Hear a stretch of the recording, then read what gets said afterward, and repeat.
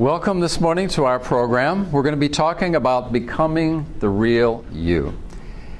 And you know, that's a very abstract kind of sounding subject. But to me, it's very, very important because to me, life is like a diagram sentence.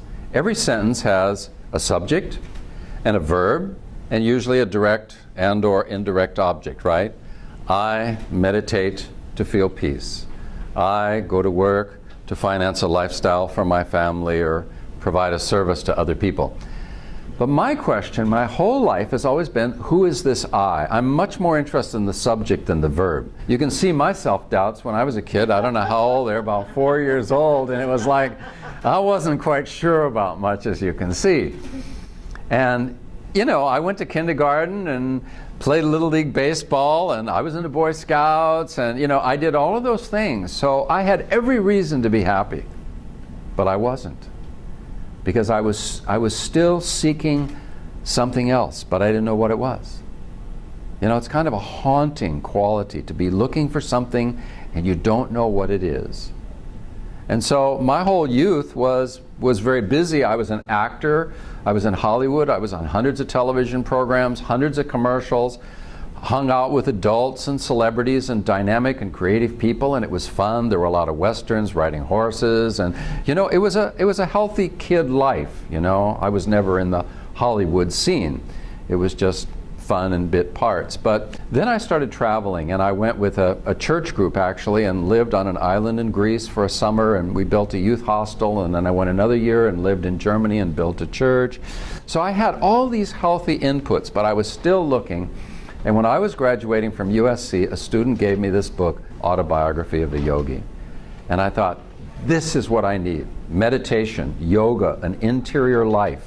I could sense the venerability and the depth and the scope of all of that was what I didn't have. I didn't have that, I don't like to use the word cosmic context, but that's what I was missing.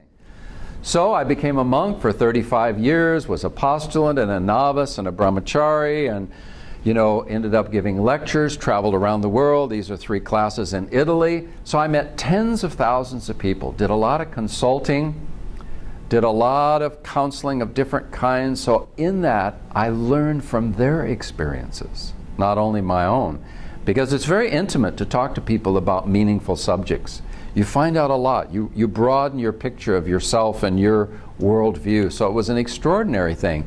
So this is what it boils down to from my experience, that most people are looking for meaningful relationships, a successful and fulfilling career, and a really deep, fulfilling sense of self. That's the I, you know, the self-realization, you know.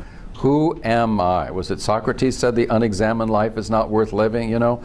If I don't know who I am, the verb isn't going to matter all that much, and the direct objects, I can have all the stuff and raise a family and have a company in my name and all that, and it still won't fill that hole that that lack of I creates. So these are the questions that most people ask. What is my deepest belief? And I help people build, it's interesting, a pyramid of beliefs. I ask them all these introspective questions, and out of that, I ask them what is deepest, what's underneath that. And so we build this platform of their 10 deepest beliefs. And when we put that together, they are so strong. This is so powerful to know. And the second is, what is the greatest lesson that you've learned in life? Of all the lessons, what's the most important?